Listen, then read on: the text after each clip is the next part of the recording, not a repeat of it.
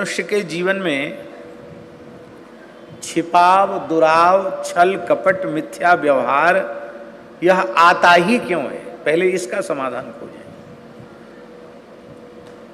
इसका एक ही उत्तर है कि जिस किसी व्यक्ति के साथ हम व्यवहार करते हैं उस व्यक्ति में हम व्यक्ति को देखते हैं, परमात्मा को नहीं देखते हैं। यदि हम इस सिद्धांत को स्वीकार कर लें, सीय राममय सब जग जानी, जड़ चेतन जग जीव जत सकल राममय जान, बंदों तिनके पद कमल सदा जोर जुग पान।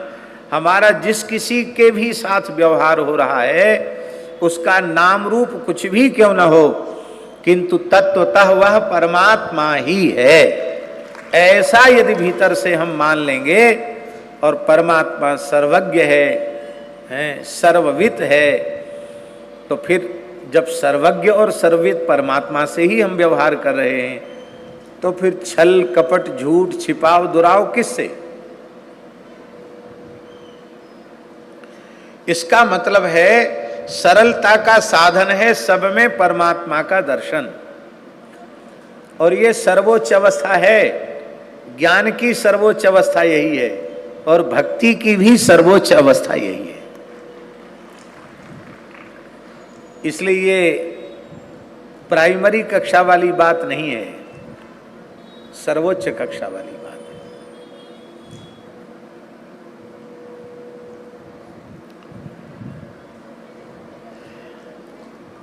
है। रामकृष्ण परमहंस देव जी का भी इसी से मिलता जुलता वचन है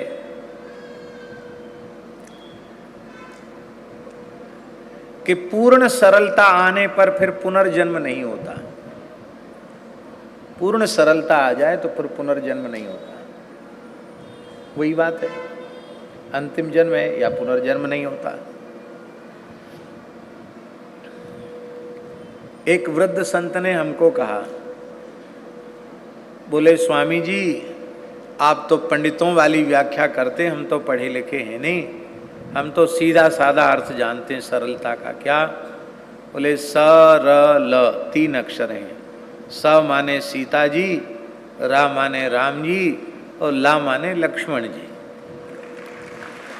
सीता जी, राम जी, लक्ष्मण जी, इनका चरित्र देख लो। सहर सरल स्वभाव छुअत छल नाही।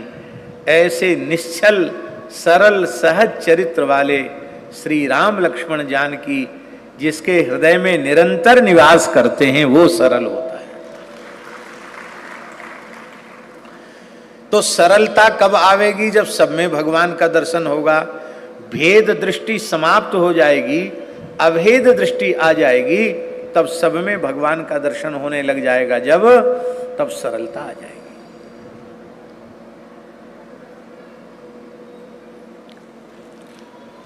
तो यहां तक हम पहुंचे कैसे? यहां तक पहुंचने का साधन है, सबसे पहले गुरु तत्व में भगवत तत्व को श्रद्धा पूर्वक स्वीकार करें।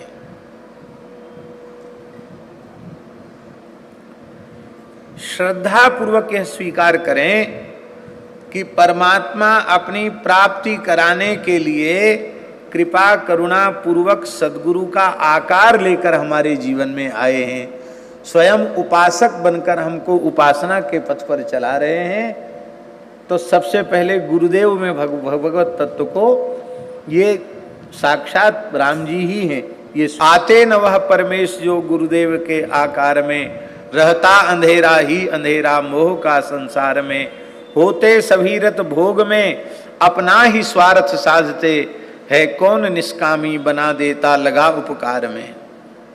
अंतःकरण तम नास हित निज बचन किरण प्रकाशिके, है इस तरह से कौन लगता जीव के उद्धार में।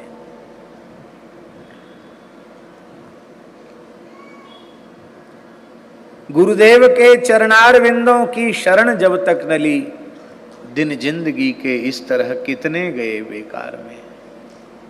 गुरु हैं दयालु दीन वत्सल राम संशय छोड़ दे, तेरा भला हो जाएगा तू रह पड़ा दरबार में। और वस्तुतः ये जो मलमूत्र का भांड पांच भौतिक देह है, ये गुरु नहीं है। गुरु तत्व जो है वह ब्रह्म तत्व ही है, भगवत तत्व ही है। पर वह भगवत तत्व, आत्म तत्व, ब्रह्म तत्व इस देह को माध्यम बना करके हमको तत्व ज्ञान का उपदेश कर रहे हैं, उपासना बता रहे हैं, मंत्र का उपदेश कर रहे हैं। इसलिए इस देह का हम समादर करते हैं, क्योंकि इस देह के माध्यम से हमको संस्कार प्राप्त हो रहे हैं, शिक्षा दीक्षा प्राप्त हो रही है। इसलिए सिद्धांत की दृष्टि से गुरोह शरीरमपि गुरु और गुरोह आत्मापि गुरु। आत्मा तो गुरु है ही है, शरीर भी गुरु है। हम लोग शरीर का भी आदर करते हैं, क्योंकि वह आत्मचेतन इस दृष्टि के माध्यम से शिष्य की ओर देखता है, कान के माध्यम से उसकी जिज्ञासा को सुनता है, मुखारविंद के माध्यम से उसकी जिज्ञासा का शमन करता है। तो वो देह को माध्यम बनाया ना, तो इसलिए शिष्य का धर्म, बहुत ध्यान से सुने, शिष्य का धर्म क्या है? गुरोह कायम रक्षेत। शिष्यों का धर्म है वो गुरुजनों के शरीर की सुरक्षा का विचार हमेशा रखे। इनका शरीर स्वस्थ प्रसन्न अधिक समय तक कैसे रहे, यह प्रत्येक सत शिष्य के मन में विचार रहना चाहिए। क्योंकि वे जितने समय तक स्वस्थ शरीर में विराजेंगे, उतने समय तक उनका मंगलमय दर्शन, उनके सत्संग का लाभ, उनकी वाणी का लाभ, उनके आश्रय का लाभ हमें प्रत्यक्ष रूप से मिलता रहे। अब गुरुजी का धर्म क्या है? गुरुजी का धर्म है गुरोह धर्म। गुरुजी का धर्म है शिष्य के संस्कारों की रक्षा करें। शिष्यस्य संस्कारान रक्षेत, उनके संस्कार की रक्षा करें। तिलक क्यों नहीं लगाया? तुलसी गले में क्यों नहीं है? मंत्राज का जप क्यों नहीं किया? तुम्हारा यह आचार वैष्णवता के विरुद्ध कैसे हो गया?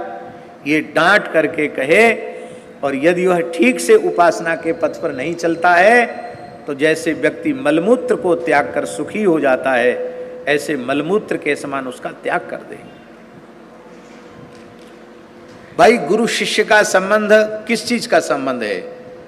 तिलक कंठी का संबंध है, उपासनात्मक संबंध है ना। और आप मंत्र जप नहीं करते, उपासना नहीं करते, तो आपका गुरु जी से क्या संबंध रह गया? तो शिष्य के संस्कारों की रक्षा करें। यदि गुरुजनों के कहने पर भी शिष्य अपने सावधान होकर सही मार्ग पर नहीं चलता, अपने संस्कारों को नहीं संभालता है, तो फिर शिष्य के उद्धार की जिम्मेवारी गुरु जी की नहीं है। फिर तो गुरु की करनी गुरु जाएंगे, चेले की करनी चेला, उड़ जाएगा हंस अकेला। कहत कबीर सुनो भाई साधो, कबीर जी का पद, उड़ जाएगा हंस अकेला। एक डाल दो पंछी बैठे, एक गुरु एक चेला। गुरु की करनी गुरु जाएंगे, चेले की करनी चेला। तो पहले गुरु तत्व में भगवान को स्वीकार करे, फिर गुरु उपदेश से इष्ट में भगवान को स्वीकार करे, फिर भगवत विभूतियों में भगवान को स्वीकार करे। और इसी प्रकार से अपनी दृष्टि को व्यापक बनाता हुआ फिर वो सर्वम खल्विदम ब्रह्म, ये सब कुछ परमात्मा का स्वरूप है, ये सारी सृष्टि ब्रह्मात्मक है, इस रूप में स्वीकार करें। और यहां तक पहुंचने के बाद फिर सरलता अपने आप आ जाएगी। फिर वो आती नहीं है, और बनावटीपन तो उसमें होता। बनावटी सरलता कितने दिन तक चलेगी? सहज होती है। माई मेरे श्याम